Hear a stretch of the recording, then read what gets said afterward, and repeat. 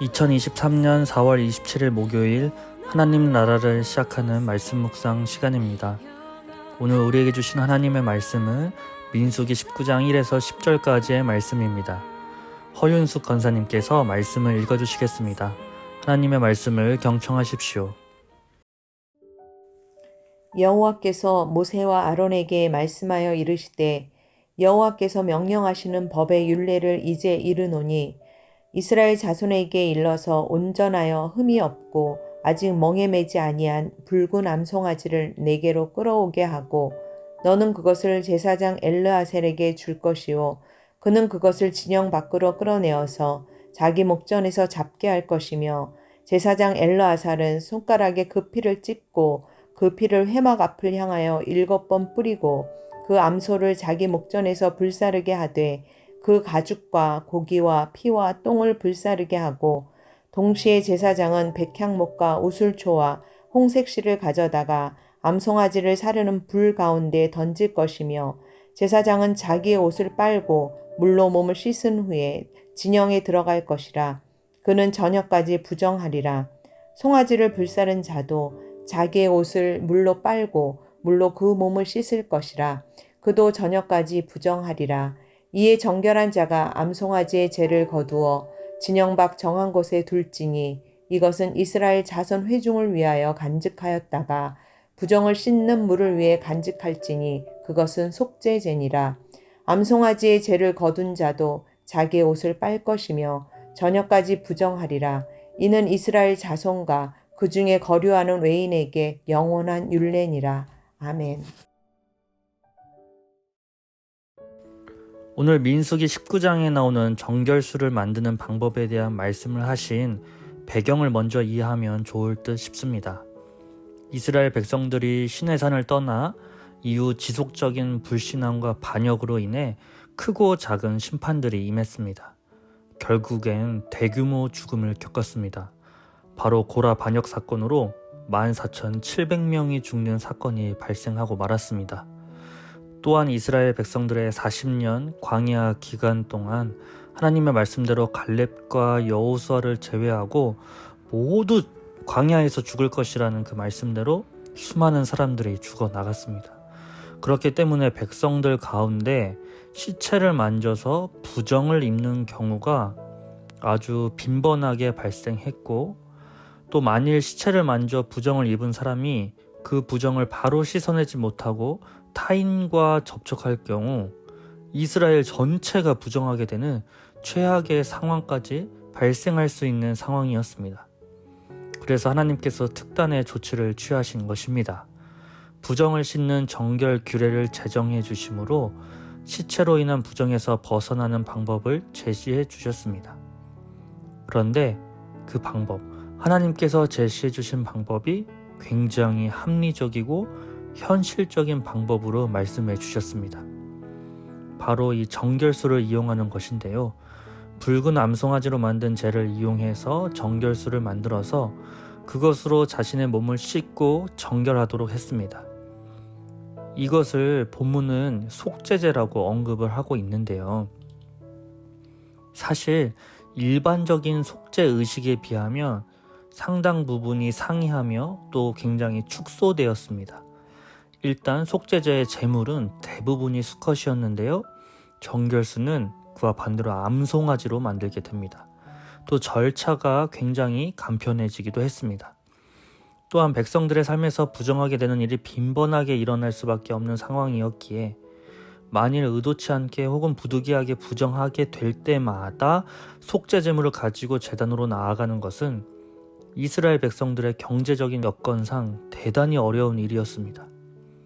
그 절차 또한 훨씬 복잡했기에 부정에 따른 정결을 따라가기가 쉽지 않았습니다.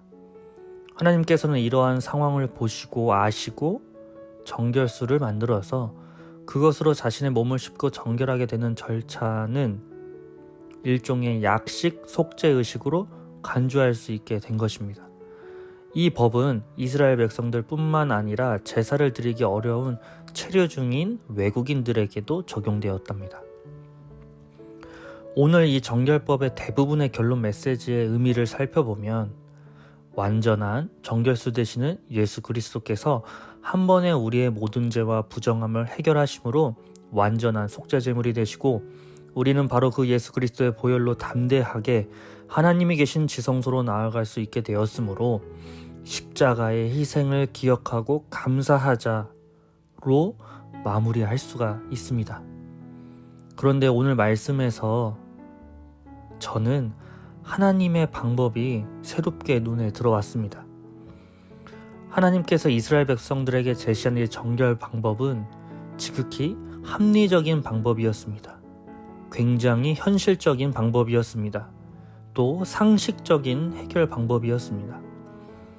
지금 이스라엘 백성들의 수준에서 해결할 수 있는 방법으로 풀어가고 계심을 보게 됩니다.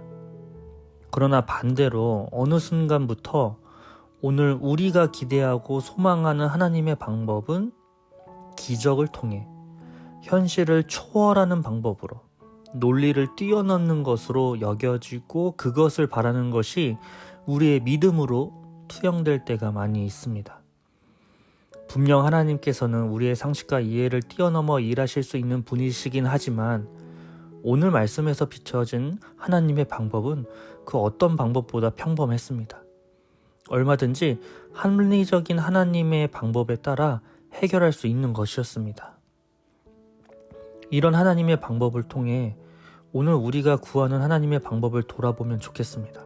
어쩌면 지금 우리가 직면한 우리의 문제 가운데서 하나님께서는 이 세상을 운영하는 질서와 원리로 우리에게 이미 말씀하셨을지도 모르겠습니다. 그러나 우리는 하나님의 기적을 기다립니다. 하나님만의 방법을 보여주세요. 이 세상이 감당할 수 없는 하나님의 해결하심으로 요구하느라 하나님의 상식적이고 합리적인 해결 방법을 놓치고 있지는 않을까요? 이것을 믿음으로 포장하며 우리의 책임을 하나님께 전가하고 있지는 않으신가요? 저는 오늘 이 민수기 말씀을 통해서 믿음을 가장한 요행을 바라는 저의 모습을 또한 발견하게 되었습니다. 우신 가족 여러분은 어떠신가요? 오늘 이 민수기 19장의 정결법을 말씀하시는 이 하나님의 방법을 한 번 더 묵상하시고, 그 방법을 주신 하나님은 어떠한 분이신지 한 번 더 묵상하기를 간절히 소망합니다. 오늘 주신 말씀 기억하며 기도하겠습니다. 사랑의 하나님, 오늘 이스라엘에게 주신 정결법을 통해 새롭게 다가오시는 하나님의 모습을 봅니다. 하나님의 질서 안에서 간편하고 합리적인 방법으로 해결하심으로 이스라엘 백성들은 부정함에서 벗어나 하나님 앞으로 나아갈 수 있었습니다. 그런데 우리는 믿음이라는 포장지로 우리가 할 수 있는 일을 하지 않고 오히려 하나님께 맡긴다는 표현으로 책임을 전가하고 있지는 않은지 돌아봅니다. 우리는 하나님의 법과 식을 따른다고 이야기합니다. 하나님의 법과 식이 어떠한 방법인지 다시금 묵상하게 됩니다. 하나님, 이 시간 기도하기는 하나님의 식과 법으로 우리의 삶을 이끌어가 주시되 우리도 하나님의 법과 식으로 살아가도록 인도해 주옵소서. 말도 안 되는 방법으로 우리를 살리신 예수님의 이름으로 기도합니다. 아멘. 계속해서 오늘 말씀 속에 나타나신 하나님을 묵상하도록 하겠습니다.